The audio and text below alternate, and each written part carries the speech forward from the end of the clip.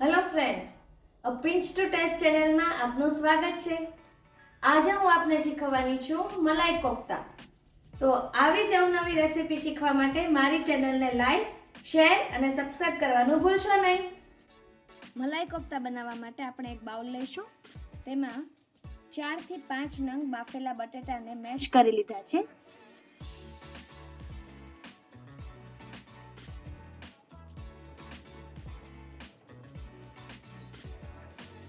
પનીર લઈશું. એને મેં છીણી લીધું છે.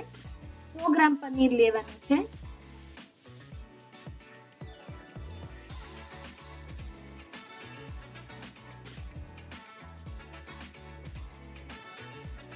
એક ટીસ્પૂન આદુ મરચાંની પેસ્ટ,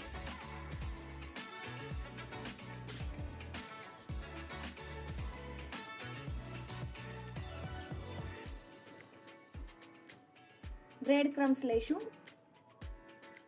1 કપ બ્રેડ ક્રમ્સ, મીઠું સ્વાદ પ્રમાણે, ગરમ મસાલો 1.5 ટીસ્પૂન. પ્રોપર મિક્સ કરી લઈશું.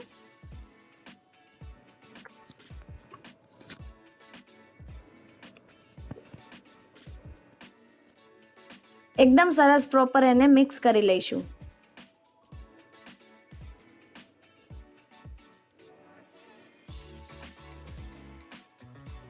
મિક્સ થઈ ગયું છે. હવે આપણે એના કોફતા બનાવીશું.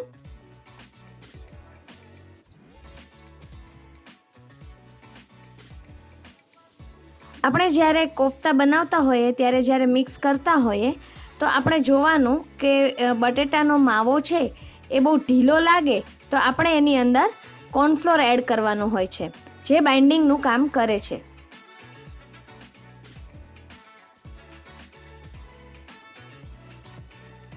અહીંયા મને બટેટાનો માવો થોડોક ઢીલો લાગે છે, તો એની માટે અહીંયા 2 ટીસ્પૂન મેં કોર્નફ્લોર લીધો છે. કોર્નફ્લોર નાખી અને પ્રોપર મિક્સ કરી લઈશું.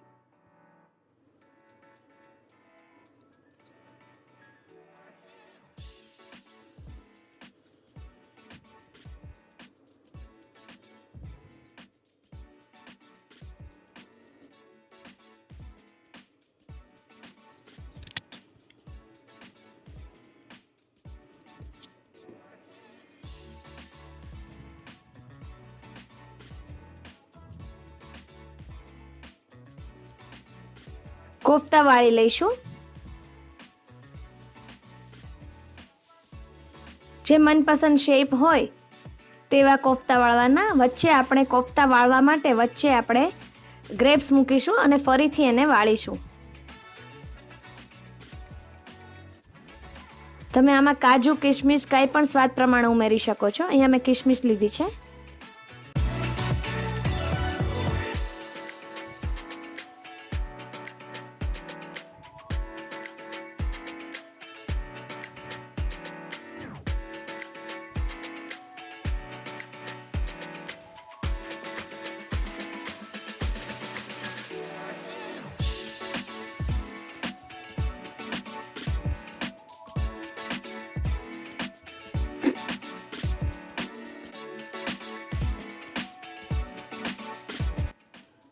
આવી જ રીતે બધા કોફતા આપણે વાળી લઈશું.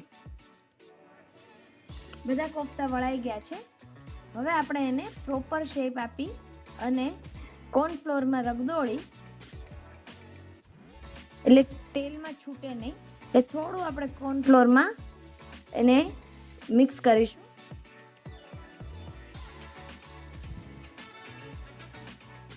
આવી જ રીતે બધા કોફતાને રગદોળી લઈશું અને તેલને ગરમ થવા દઈશું. તેલ ગરમ થાય એટલે આપણે કોફતાને તળી લઈશું. ધીમા તાપે આપણે કોફતાને તળી લઈશું.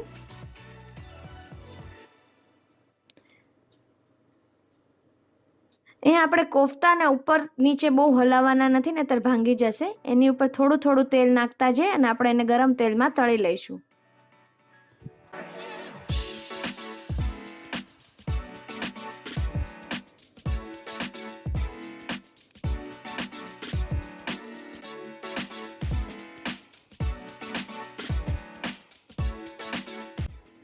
કોફતા એકદમ સરસ ગુલાબી રંગના થઈ ગયા છે. હવે આપણે એને બહાર કાઢી લઈશું.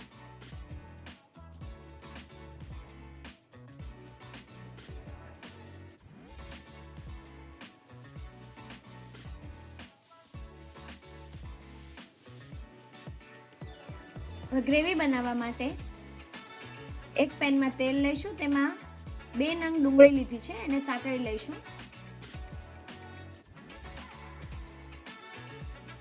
ડુંગળીને આપણે બહુ નથી સાતળવાની, એનો કચાશનો ભાગ જતો રહે એટલી જ સાતળવાની છે.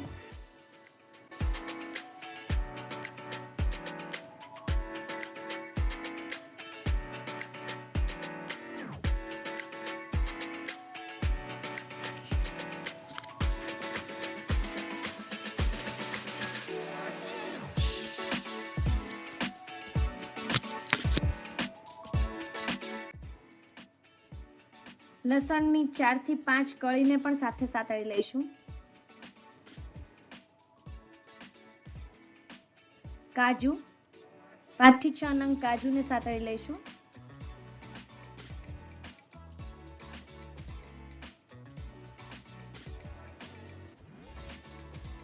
આદુ મરચાંની પેસ્ટ 1 ટીસ્પૂન લઈશું.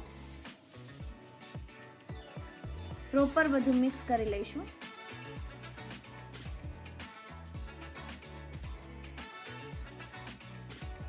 તમાલપત્ર 2 નંગ નાખીશું. તજનો 1 ટુકડો, એલચી 3 નંગ નાખીશું અને ફરીથી બધું સાતળી લઈશું.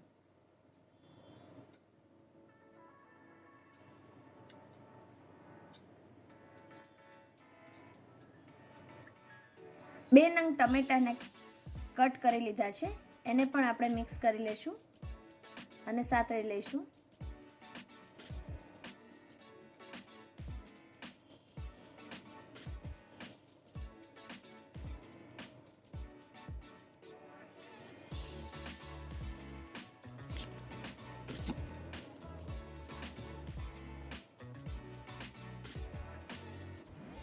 એક ટીસ્પૂન મીઠું નાખીશું, જેથી ટમેટાને પ્રોપર કૂક થવામાં હેલ્પ કરે.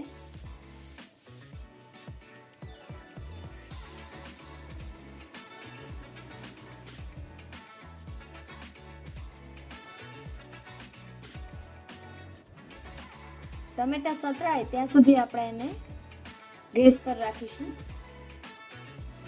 હળદર ચપટી, ગ્રેવી સંતળાઈ ગઈ છે. ઠરે એટલે આપણે એને ક્રશ કરીશું.